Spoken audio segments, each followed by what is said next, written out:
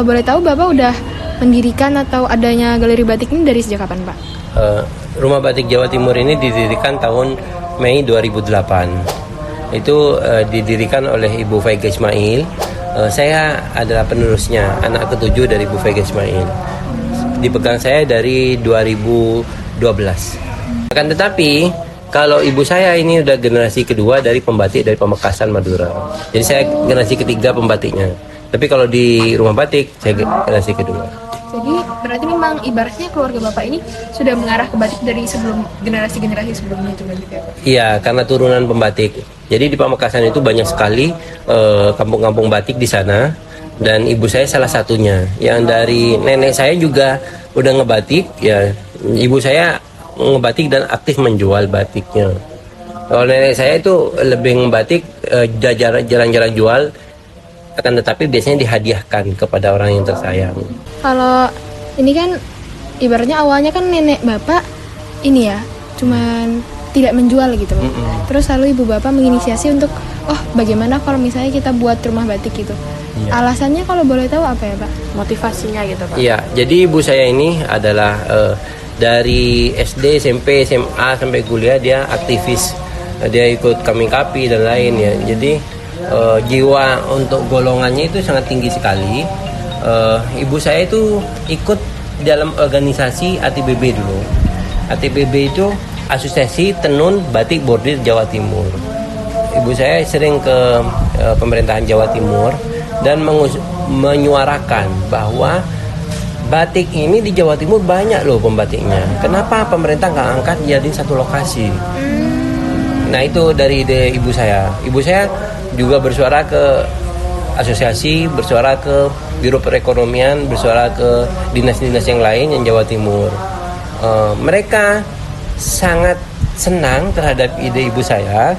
Dan akan tetapi untuk penjadwalannya Bu nggak bisa di tahun ini, kita harus agendakan mungkin 2-3 tahun kembali katanya. Akhirnya ibu saya dengan inisiasi dengan link yang memang ada di Jawa Timur, udah ada 16 perajin di Jawa Timur yang udah ngeling ke ibu saya. Akhirnya ibu saya mendirikan Rumah Batik Jawa Timur. Awalnya namanya Istana Madura.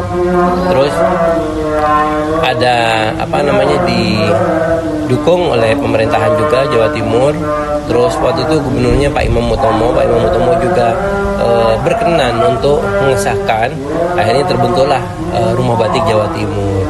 Dan waktu itu kan sekarang ada 38 kabupaten kota di Jawa Timur. Ibu saya itu udah mengeling terhadap 16 kabupaten kota waktu itu. Jadi 16 kabupaten kota dititipkan ke sini.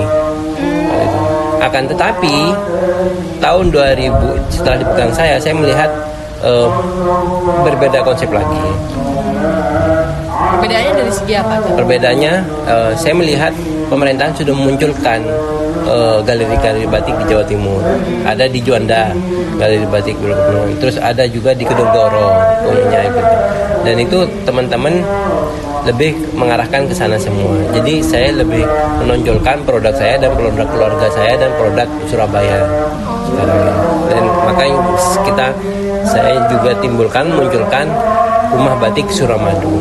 Tadi kalau buat pengunjung atau misalnya masyarakat khususnya anak-anak muda nih Pak, sering nggak ibaratnya buat mau belajar batik atau ibaratnya beli batik kayak gitu, atau lebih peminatnya lah Pak? Peminatnya.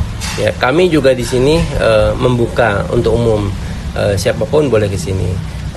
Peminat untuk membelanja batik emang kita targetkan ke pejabat-pejabat yang udah bekerja ya di sana, karena kantor pemerintahan itu ada wajib batik, hari pakai batik ya.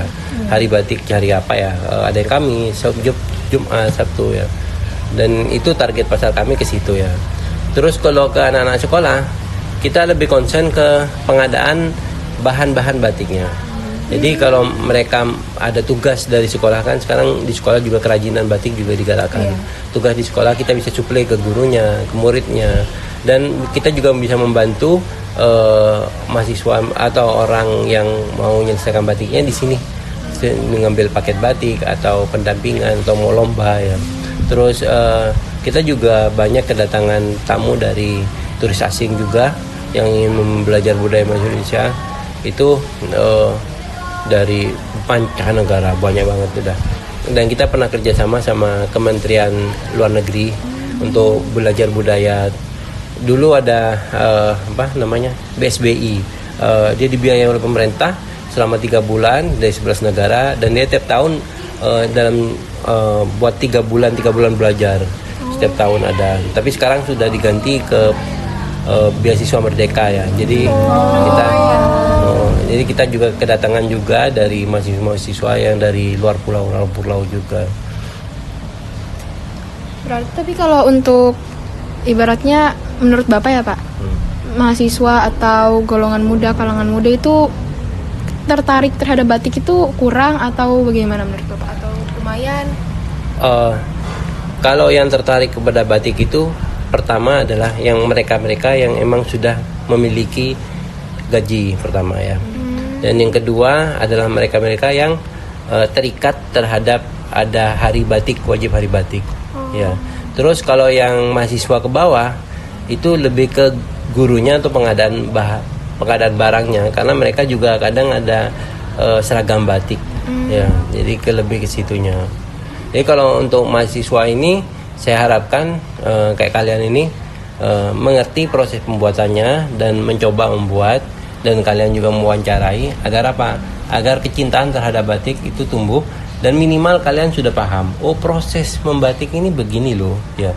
Jadi kalau kalian melihat di pasaran tentang batik, kalian akan paham, lebih paham mungkin dari orang tua kalian yang belum pernah belajar. Dan biasanya batik dari zaman dulu kala itu diturun-temurun ya. Jadi kadang ada batik, ini batik dari orang tua, ini batik dari orang tua. Dan itu bagi sebagian orang yang kolektor itu ada nilainya. Dan mungkin kayak cuma batik kuno kok, cuma batik lumut kok, tapi bagian kolektor kalau ketahuan siapa pembuatnya, karena sejarah zaman dulu batik itu sangat pesat sekali. Bahkan ada pembuat yang batiknya itu kayak semi wajib kalau ada pernikahan. Kalau pernikahan antara lain maharnya itu, walaupun itu bangsawan, di kelas bangsawan dulu, yang kaum berduit lah, dan itu kalau pembuatnya emang orang yang terkenal dan di zaman dulu ketemu kolektor, itu akan sangat tinggi harganya. Mungkin kalian nggak paham, kalian berarti orang tua ya, tapi bisa jadi itu barang yang dicari-cari sama orang. Ibaratnya dia paham lah, oh ini tuh berharga, ini kayak ini susah nih, mahal nih gitu. Sedangkan kalau misalnya orang awam kan masih kayak agak kurang paham atau kayak gitu loh. Iya. Kalau perkembangan batik ke mahasiswa atau remaja atau yang seumuran kalian ini adalah biasanya saya lihat menyukai batik kalau tidak penuh atau minimalis, ya kan? Oh iya benar. Nah itu sudah banyak diangkat juga sama anak muda pembatik, yang akhirnya dia bisa memunculkan dengan proses yang nggak lama, yang saya terangkan tadi, proses nggak lama tapi hasilnya menarik dan harganya juga nggak tinggi.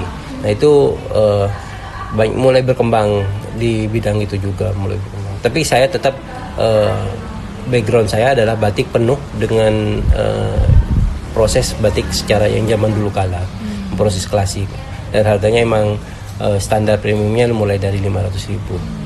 Berarti Bapak tuh menjunjung tinggi tema yang benar-benar masih old lah ya, yang masih lama gitu. Ya, jadi saya tetap menjunjung tinggi yang masih kulturnya tinggi, prosesnya dengan proses yang zaman dulu kala.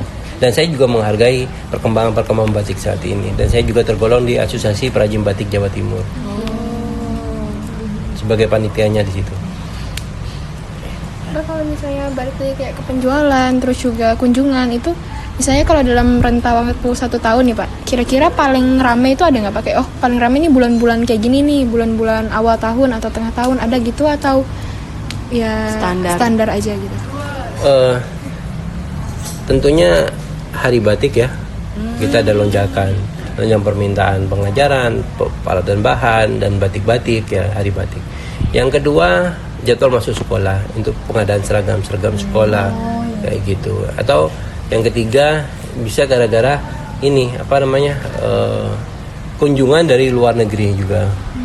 Jadwal kunjungan luar negeri juga itu kayaknya ada bulan-bulan tertentunya juga. Nah, itu mulai menambahkan kayak gitu-gitu sih. Ada peak seasonnya juga, ada naiknya juga ada. Iya, ada naiknya, ada turunnya juga.